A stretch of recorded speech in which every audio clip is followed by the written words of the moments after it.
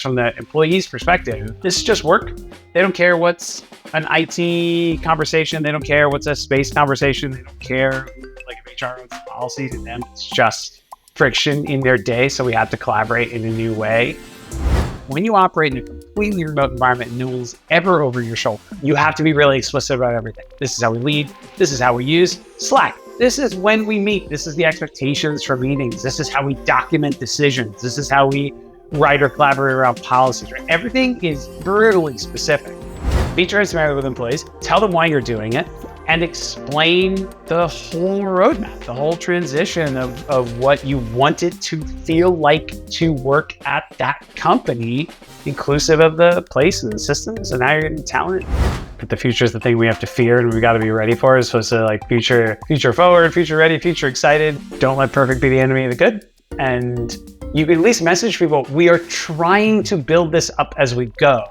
And that maybe is another piece of advice, in particular for HR, inclusive maybe of real estate to the extent that they run it now.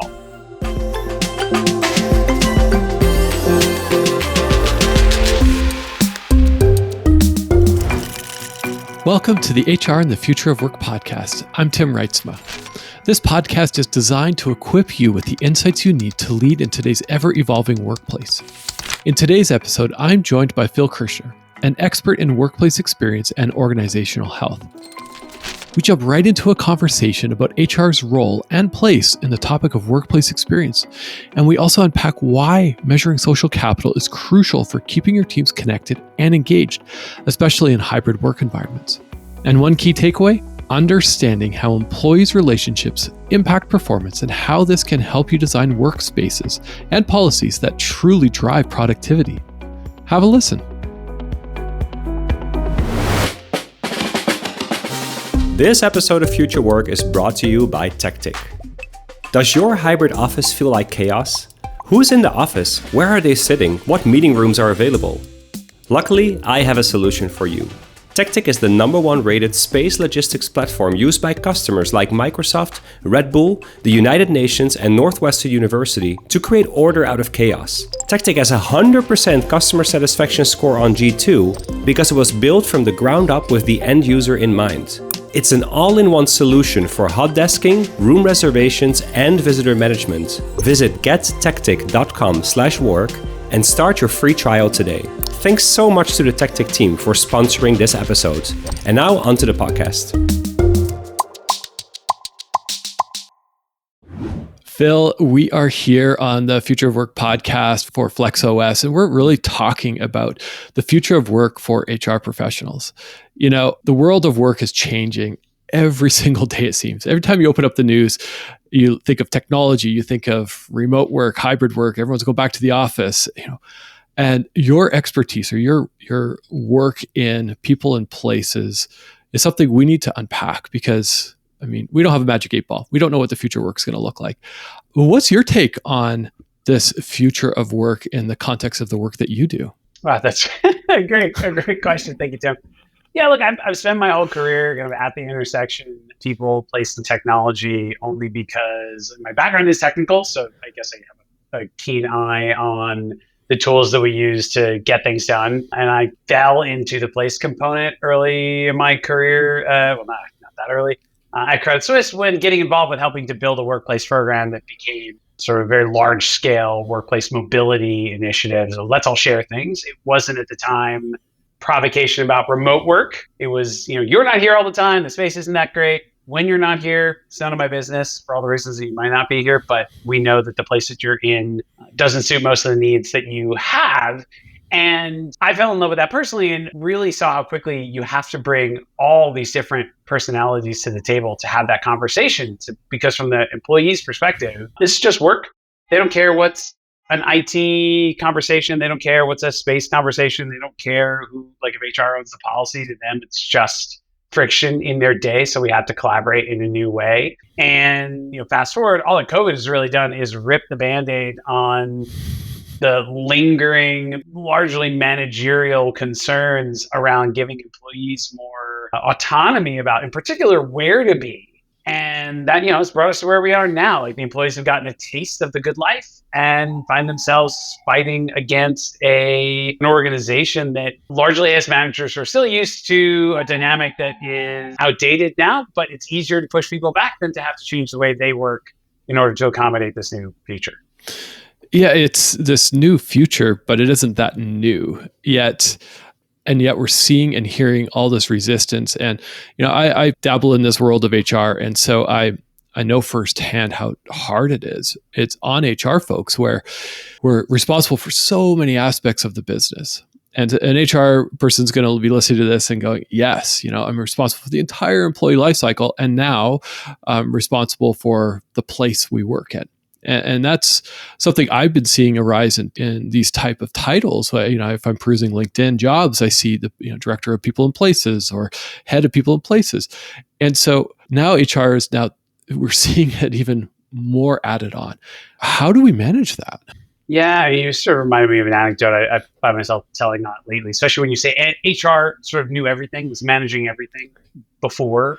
At Credit Suisse, that program, when we were at scale and finding that from a change perspective, it was going to be much more powerful to get HR executives and all the executives really on board with the outcomes we were seeing by getting them to want to pull, to be more curious about what we were doing as opposed to us pushing on them. I found a path to that through the people analytics team, who at the time, when I met them, they were very impressive, right? Like a couple PhDs, and I'm sure it would be even more so today, but they ran the engagement survey and did all the sort of attrition forecasts. And I asked them then, this is amazing. How many ways do you sift and sort and slice and dice the employee population for these human capital measures? And the guy said something to me that I've never forgot, which is that we know all the things that you think would be obvious, your level and your tenure and your gender and your manager's performance, because we have all the HR data, but we also know things like your favorite color that you've never told us. That was his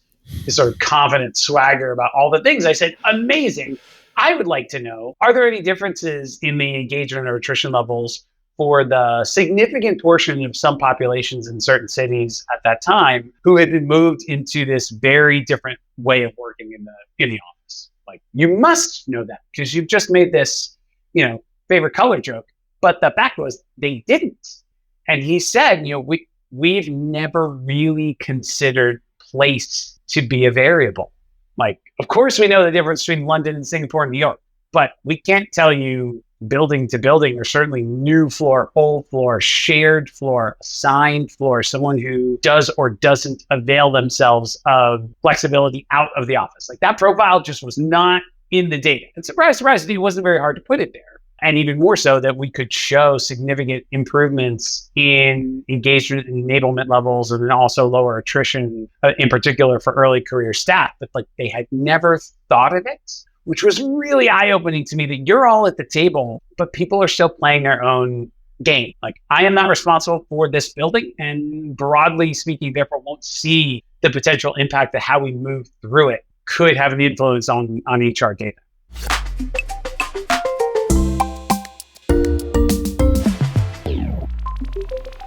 It's interesting you say that. It's actually bringing up some memories of, I was working at a big tech company and I had a beautiful office. It was great. No complaints there. But we did a big remodel and the team was so excited that they were engaged. But HR, I don't think, was involved in that. It was a facilities person.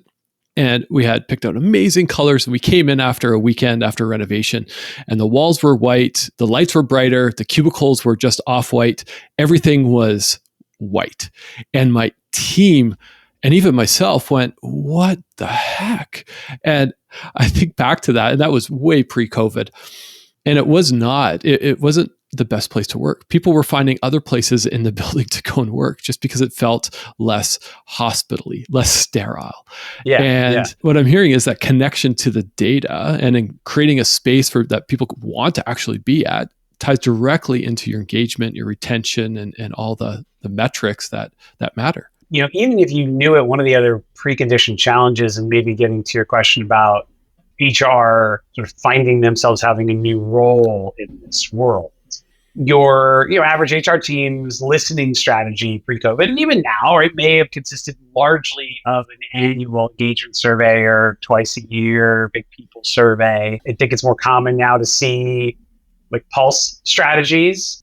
McKinsey publicly has for the last 2 or 3 since before I joined, even although I've left now, had been asking basically a "how you feeling" question once a week since all through COVID. Just how you feeling? Thumbs up, thumbs down, smiley face, that basic. But it's so powerful to have that kind of heartbeat all the time, just out there, maybe sponsored by HR, but allowing other programs to take advantage of, did the heartbeat move? We did something, did it change in the little corner of the world where it should have, right? So while you've got HR pushing the envelope a bit over time into how to listen to employees, most corporate real estate teams don't survey. Don't ask people questions. Even this pre-COVID now, they don't like to ask questions, because if they ask and then they know that they know that something isn't great, they can't fix it. They're like, oh, we spent all this money on this renovation, and that's a 10-year lease or 20-year lease, and we have no money to fix things. So we kind of don't even want to know. And it just perpetuates this, users don't like something, and maybe it's not even the color of the wall or the chairs. It's just, we're supposed to be able to do this kind of function, this kind of collaboration, and this space does not provide that need. You didn't ask, but now I'm telling you. And our real estate teams are just I don't know what to do. So don't ask. And now they find themselves increasingly reporting to HR. That trend is moved forward pretty quickly. It started in the IT world, but we're seeing a lot across industries, and that is at the most extreme, or maybe most positive, as you said, forcing some HR teams to rethink their own name to people and places. But they come with radically different starting points on the idea of listening and responsiveness to that feedback. Yeah. So what I'm hearing is, if you just don't even ask for the feedback. No, I'm just kidding. It's right. It's so ask, it'll be fine. just don't ask, right? It's if we don't have the budget, so we're not even going to ask. We don't care if people aren't happy, if the workplace is terrible. That's the opposite of what you need to be doing. I love that. It's when we think of the context of workplace experience, this is a term that might be new to some people, even though it's been around forever. But we think about employee experience, and when we think about workplace experience and then employee experience, you brought in the data aspect and interviewing and asking and surveying. How do those two things relate to each other? Yeah, it's really interesting watching the realization that an employee's experience holistically, completely independent of place, is both influenced by places that they're in. That's a lot, especially if we spend so much of our time in the office. But even the most beautiful office, you can have, two teams on the surface are the same.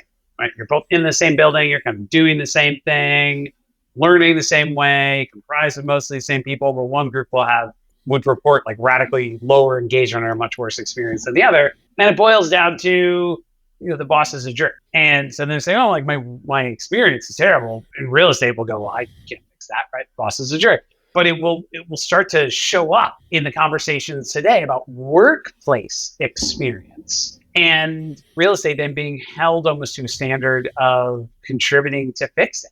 And this is, I think, a real bind that a lot of real estate teams in particular will find themselves in, that at their core, their responsibility is to sort of source, design, and build locations as they have been directed to by executives. We want to be here. They will try as best they can to apply some sense of standards and guidelines and rules for how they do that, so it's not complete chaos. They will be held to a pretty rigorous standard for managing the costs in those environments, because other than your people, space is most often the second biggest expense for companies. So are right up there at the front of the line every time management comes around or a consultant comes around and says, hey, you should look for cost efficiency. Space is very quickly put under the gun. But because in other parts of the organization, they will hear say the employee experience is really important. The workplace experience is really important. We are competing with tech companies now, and they have very highly amenitized offices. So we've got to compete. So they develop this sense of we are responsible, but we have conviction for the workplace experience. But when push comes to shove, a lot of these departments are still buried, not just in finance, but even in procurement.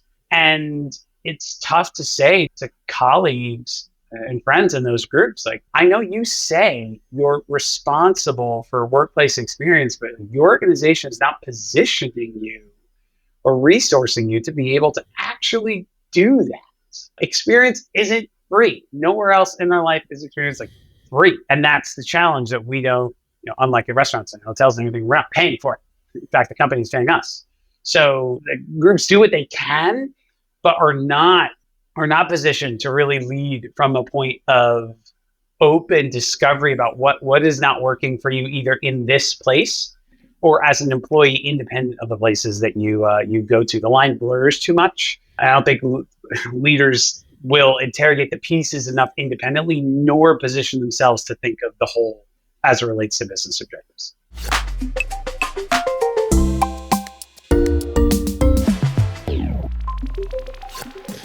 Well, you bring up a good point, right? It's got to tie into the business objectives for sure, right? Especially as we're seeing more organizations and higher profile organizations saying, no, you're not working at home anymore. You're coming to the office. And if you don't want to come to the office, then maybe you shouldn't be here. But yet we're still hearing about successful organizations who've gone hybrid or fully remote and are very intentional with that space. In the context of somebody in human resources or your people team or your people in places team, what I'm hearing is a directive coming from the leadership or the executive team, and you might not have a seat there. What's something that's actionable that somebody who's now tasked to go make this a place that people want to come to, even though people don't want to come here, and do all the other tasks that you're supposed to do? I know that is like the bazillion-dollar question, isn't it? Oh, it's like you'd have people lined up at the door, right? Yeah, I think there's The question I hear often from clients would be like, "What's the best version of hybrid?" They're like, we have to say hybrid because we can't make you be here all the time. And even the companies that are trying to do that are not succeeding.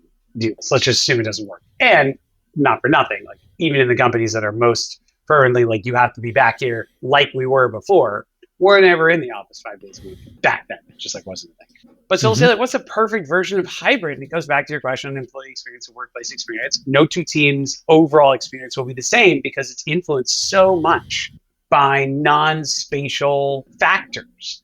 And pin the kind of practical advice question, like I'll share one bit of research and come back. Like something I'm probably most proud of my time at McKinsey was doing work with GitLab, who's the world's sort of largest natively remote company, and putting them through an instrument that McKinsey calls the Organizational Health Index, which is a 20 plus year measure of aligning business practices, like literally how people work, what employees observe around them, not just how they feel, to business objectives. And McKinsey has shown over thousands and thousands of companies with higher levels of organizational health do have higher forward correlated business performance. Not in the past, but looking ahead, will be more sustainably successful than peers. And really surprised to see that GitLab in their full remote state, right, taking this organizational health survey, they've talked about this publicly, we've talked about this publicly, McKinsey has, a survey that did not, at the time that they took it, have a single question about where you work. It's not a workplace survey, organizational behavior survey. But everybody at GitLab works in their house. That has been true since day one.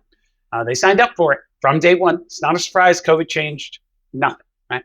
They scored off the charts. And the same thing has been seen with other fully remote, born remote companies have benchmark busting performance on management practices that a so-called normal company, traditional company, often finds really hard. And that's because when you operate in a completely remote environment and no one's ever over your shoulder, ever, you have to be really explicit about everything. This is how we lead. This is how we use Slack. This is when we meet. This is the expectations for meetings. This is how we document decisions. This is how we write or collaborate around policies, right? Everything is brutally specific.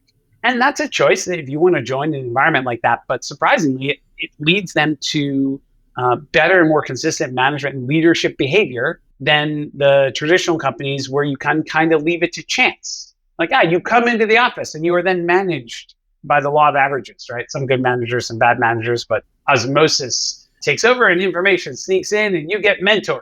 when you're never together, you have to be really explicit. This is how you get on board and how we assign mentors and how often you should meet and all these things. And it works really well. So there's a huge amount that we can learn from those management practices, right? Really removing ambiguity about like how you work with each other, being clear on performance expectations, promoting ultimate transparency, especially for decisions, fostering trust, and then just testing and learning as you go, right?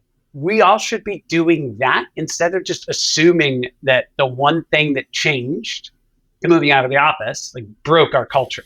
Because I can say from my WeWork experience, the number one question that I would get from executives coming to tour WeWork's in headquarters back in the day, or observation was like, why does it feel like it does here? What are you doing that gives a very palpable sense of culture and connection and energy? Because we, in our pre-COVID office, struggle to maintain a sense of connection and community. It was a precondition to COVID. So it just made it worse. It's not the reason for it.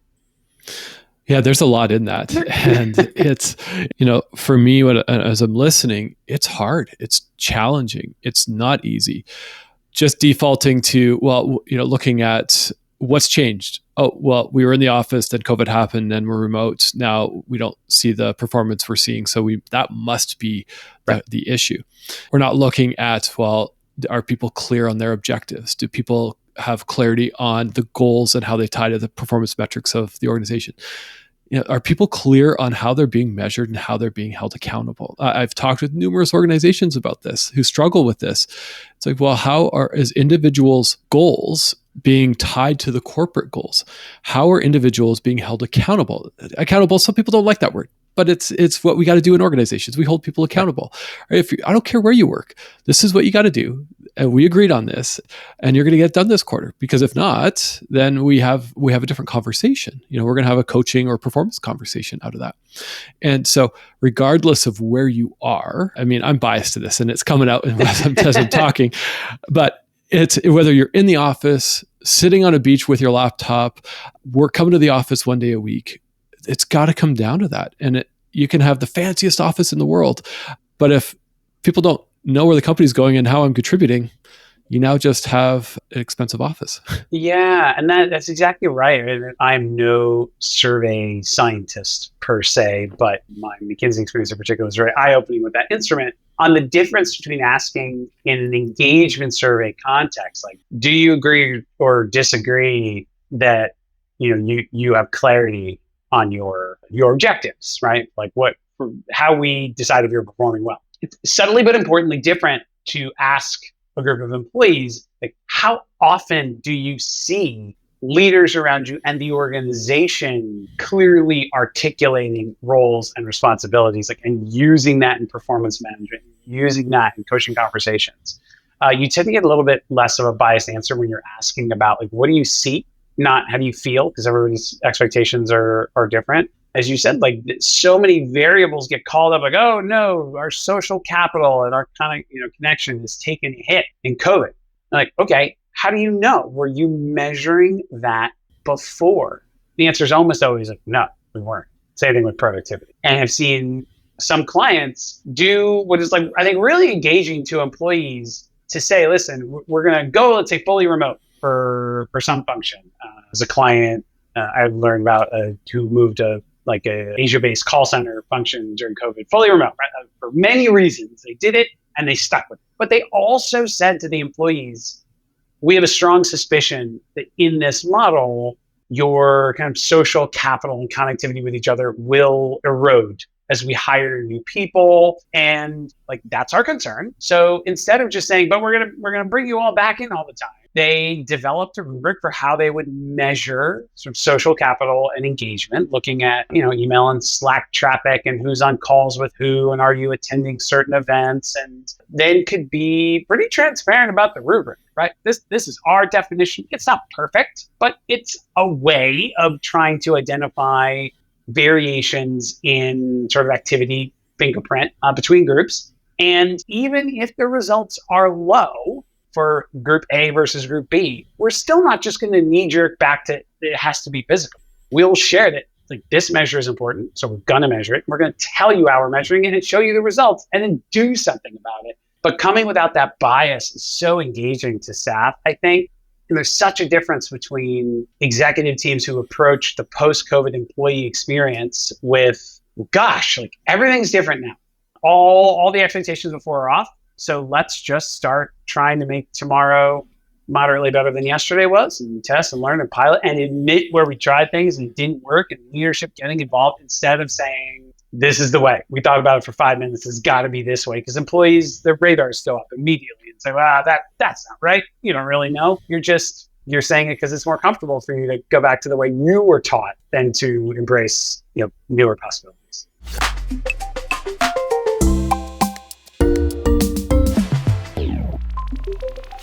I think maybe a new term for me is just measuring social capital. And I'm going to play maybe a little devil's advocate here. Okay, you're a CEO, you say, hey, Tim, you're my HR leads. I want people to be in the office 3 days a week. I know people don't want that. Make it a good experience for people. Don't push back on me. Go and do it. What advice would you now take you out of that CEO role? And now I'm going to come up with a plan. I'm going to measure social capital. I'm going to present this plan of the way we work. Where do I start? Because I feel that there's some of that resistance in the market right now when I talk to my HR friends. Like in just answering that question of like, make them come back, I don't care. Just make them come back, I don't care. So as an HR professional, what would you say to someone who's in this situation, aside from like, maybe this isn't a good place for you to work, but where would they start? Measuring the social capital and providing that data. What's a logical place for someone to say, hey, okay, we need to plan, for this podcast, the future of work.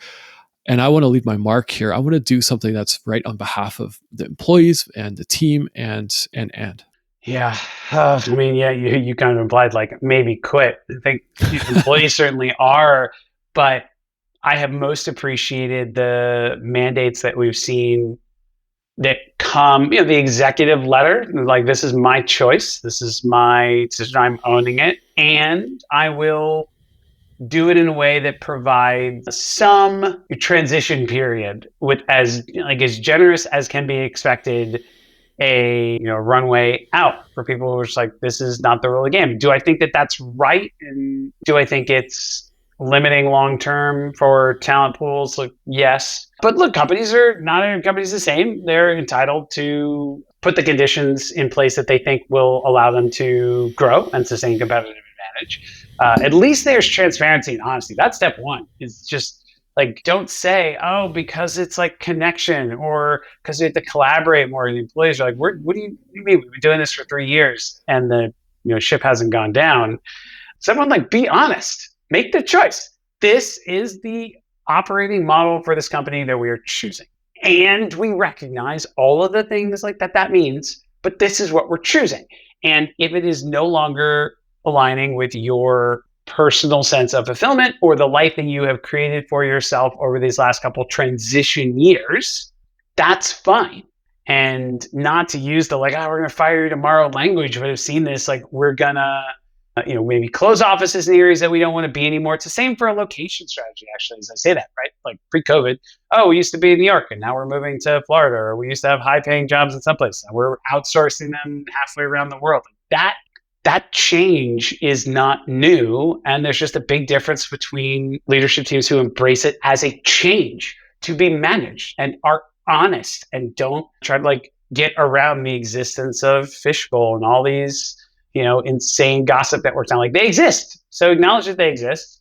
Be transparent with employees. Tell them why you're doing it and explain the whole roadmap, the whole transition of what you want it to feel like to work at that company, inclusive of the place and the systems and how you're getting talent. And it's employees are radars that I mentioned for super sensitive to being lied to or just feeling like it's not authentic anymore. And maybe that's because COVID ripped the Band-Aid on us being work selves and home selves. We're all human now. Saw our kids, we all felt people suffering and struggling in this moment. So you can't put that back in the bottle, and we expect it from leaders. I've got an image in my mind of this framework document. Over that last couple minutes of you speaking, I was thinking that is right there a framework, right? Be honest. You got to own it. whether you're fully remote, going back to the office, whether you are in the office and you're going hybrid or fully remote, it doesn't matter which way is, be honest. Communication, you got to communicate it. And people value that honesty. And I think if it's coming from a place of authenticity, right? Yeah, especially for new talent. I don't think it's trade secret stuff to share a little bit more of the internal workings of your company, because people will join and then find that there's immediate mismatches, which is how stuff is done. And the fully remote set, again, wears that on their sleeve. These are the hours that we have collaborative, these are our core collaborative hours that we have overlap at times of. These are the tools we use. We're like a full Slack shop. If that's not cool with you, if for whatever reason you hate Slack, don't work here. We follow these kind of cultures. We're a Google shop. We're a Microsoft shop. We're just this is your choice. It's your tech stack. It's your management stack. Here are the, not just culture page website version of the language of what we expect from people, but the fingerprint, the persona of the kind of company that we are trying to run. And if that's not for you, that's fine. But we want you to know as much as you can, because then you self-select much more, not only to the purpose of the organization, but to a working model that makes sense. And being really transparent about that, talking about just the future of work, right? Pre-COVID, if you Googled future of work and McKinsey or Deloitte, any consulting firm, you probably would have gotten two main topics, which is automation and gig work. And those trains have not stopped moving. COVID, hybrid has dominated the narrative of what we think of as future of work, but really the bigger question of who does what work and why. AI is obviously all the rage right now, but that's the transparent model for how work gets done, and greater culture of writing things down, and greater sort of centralization of documentation, handbooks for whole companies, as opposed to just having people with scattered PowerPoints everywhere. Not only is that behavior more friendly to someone who works flexibly, but it's also AI friendly. The machine knows where to look, so to speak, in order to help your teams be more productive.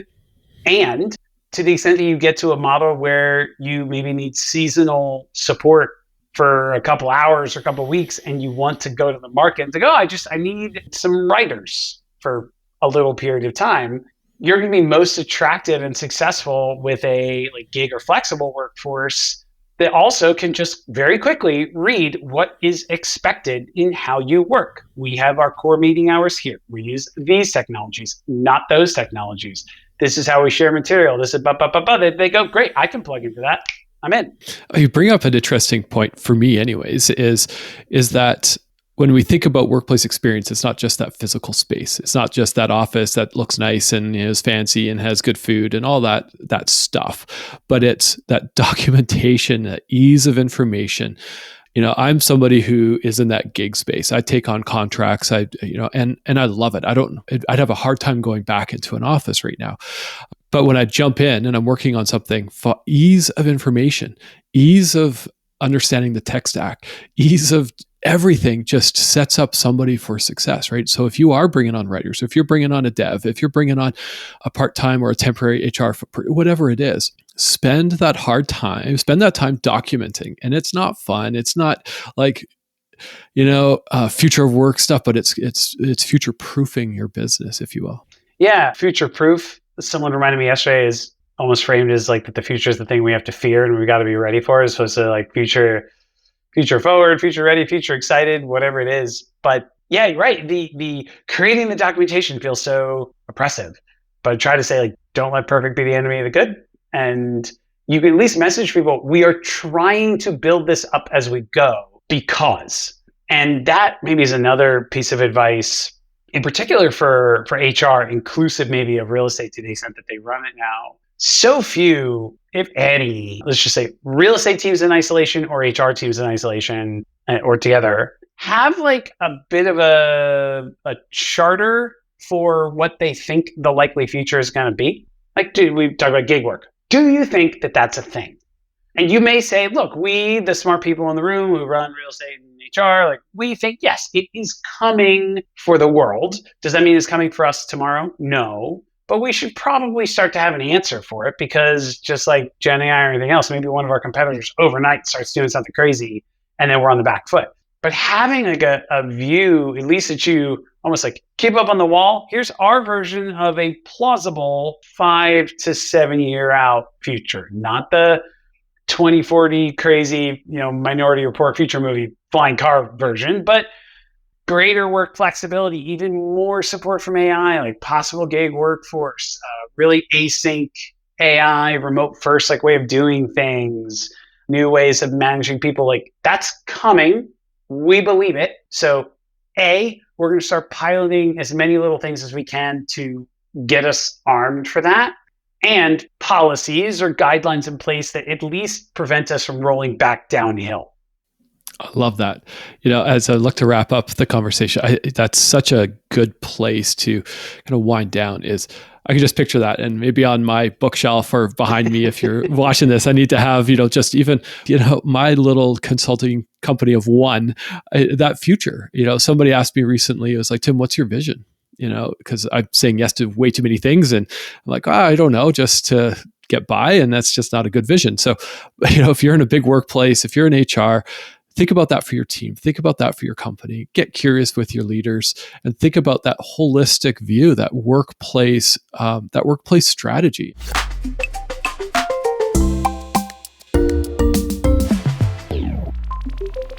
One last question. Somebody's listening to this. Maybe they've just got that title, the Chief People and Places title, or the Head of People and Places.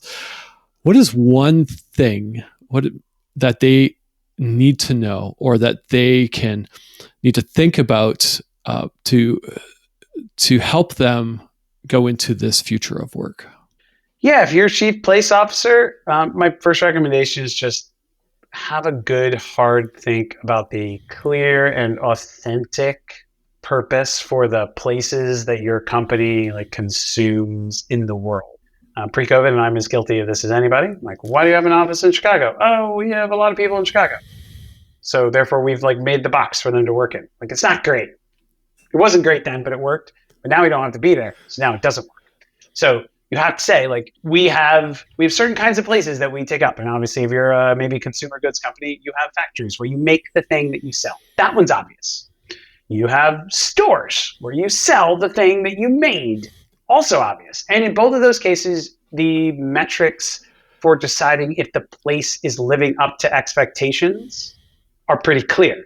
You could almost imagine yourself having a performance review, not with the people, have you come in enough, but having a performance review with the building, which we basically do for retail stores. Was enough stuff sold here last month? And if the answer is no, then the place is not living up to its purpose. But for the office generically, it's harder. And you can't just say, we want to come here to collaborate.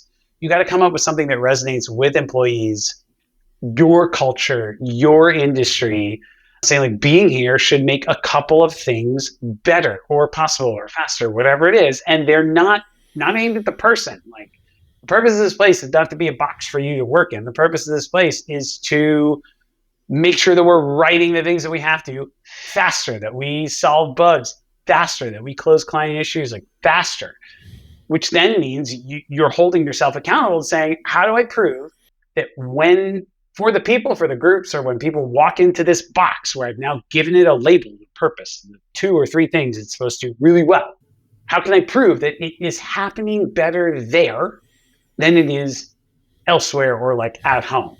And to the extent that people want to work for you, they're engaged for your overall organizational purpose, and you have clear accountability and incentive systems where presumably if I'm in a development group and you tell me that issues get resolved faster by the teams who show up so often to this box of space where we are specifically curating activities and spaces to make it easier for you to do that. Maybe the command center, right? Which doesn't exist in your house.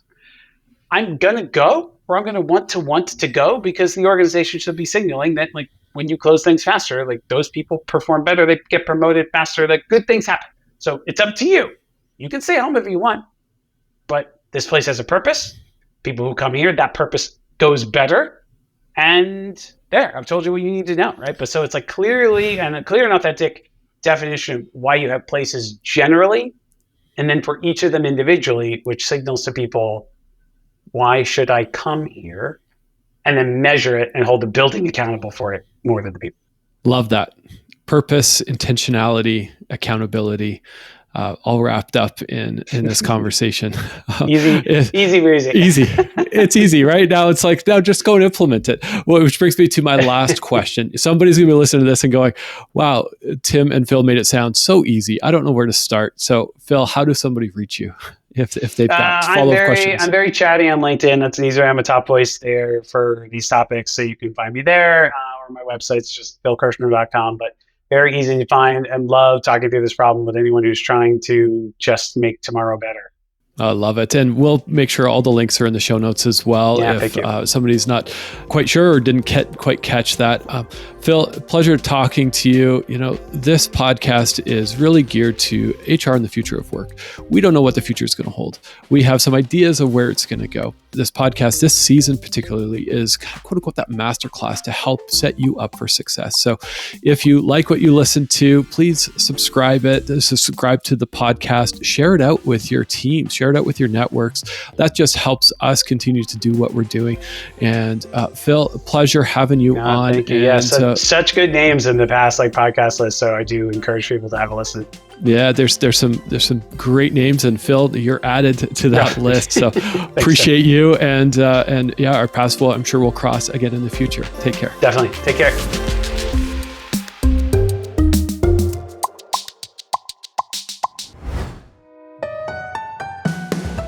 That's it for this episode of Future Work. Join me next week for an exciting conversation with David Turetsky, CHRO and Vice President Consulting at Salary.com. We'll explore how HR can transform its role from a traditional support function into a driving force for business growth, and by leveraging comprehensive total reward strategies that boost employee engagement, productivity, and retention. To get the notifications of new episodes, sign up for our Future Work newsletter at flexos.work/futurework.